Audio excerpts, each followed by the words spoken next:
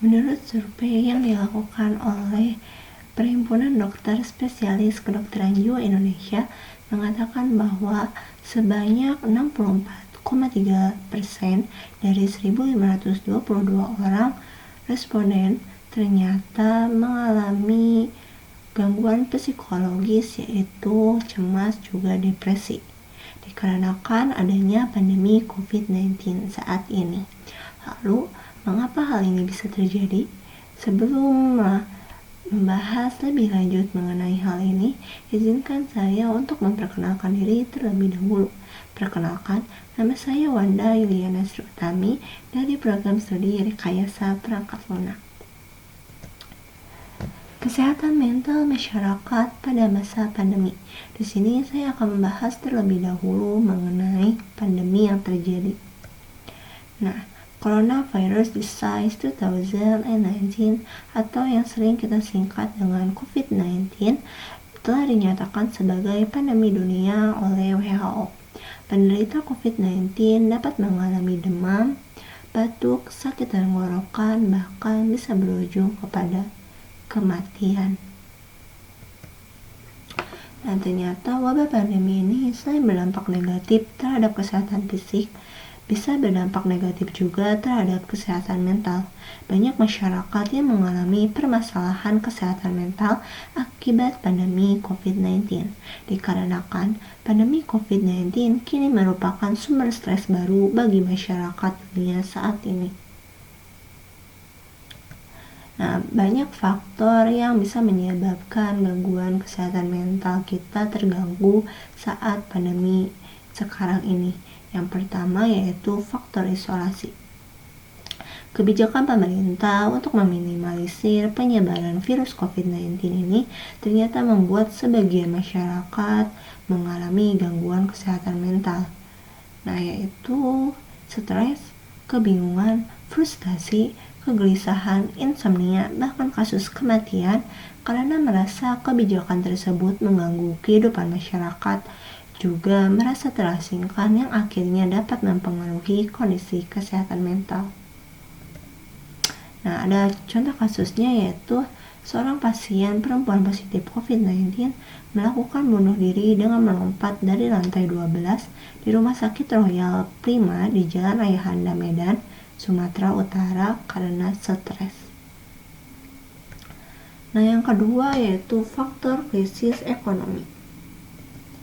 Masyarakat yang mengalami krisis ekonomi merasakan perubahan yang begitu drastis. Yang terbiasa hidup dengan kemewahan, kini harus terpaksa hidup dengan serba kecukupan. Perubahan tersebut bertahan cukup lama, yang akhirnya membuat sebagian masyarakat mengalami stres akibat menurunnya pendapatan, perceraian semakin merajalela, cemas berlebih dikarenakan cicilan yang menumpuk belum terlunasi, sehingga menyebabkan bunuh diri karena terus adanya tuntutan ekonomi. Yang selanjutnya adalah faktor media. Nah, ternyata faktor media ini bisa menyebabkan gangguan kesehatan mental, yaitu anxiety disorder, membuat penderitanya mengalami kecemasan berlebih, khawatir, takut yang cukup kuat terhadap suatu hal, sehingga dapat mengganggu aktivitas seseorang. Hampir seluruh media setiap hari menggaungkan informasi korban jiwa akibat virus corona.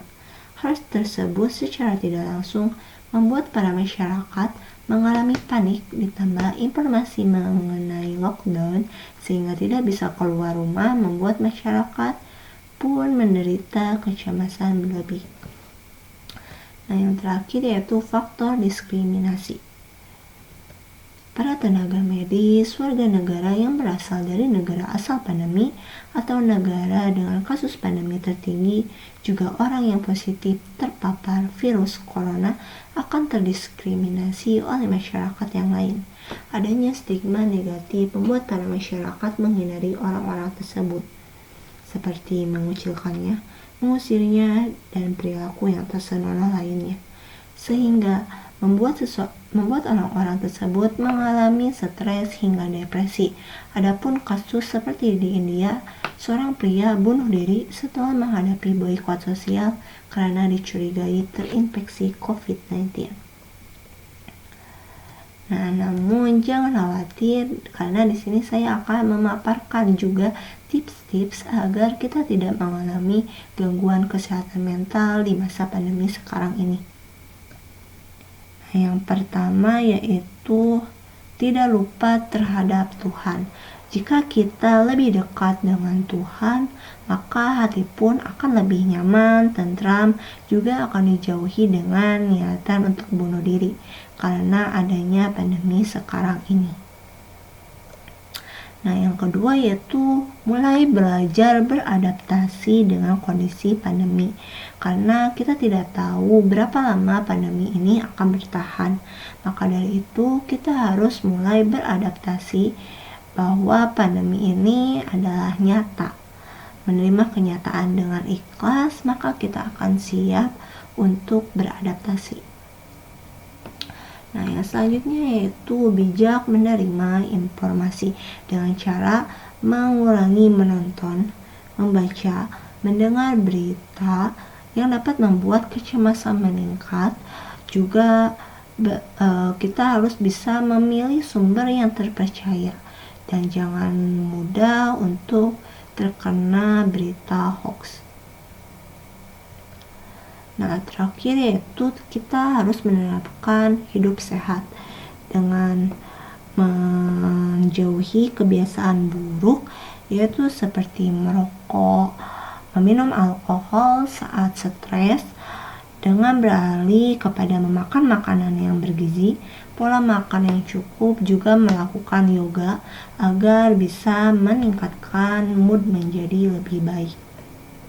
Nah, namun jika mengalami gangguan seperti perubahan pola tidur, pola makan yang tidak teratur, sulit berkonsentrasi, penyalahgunaan alkohol, juga obat-obatan, timbulnya rasa bosan dan stres karena adaptasi baru, memburuknya kesehatan fisik dan rasa takut juga cemas berlebih, bahkan sehingga memiliki keinginan untuk bunuh diri.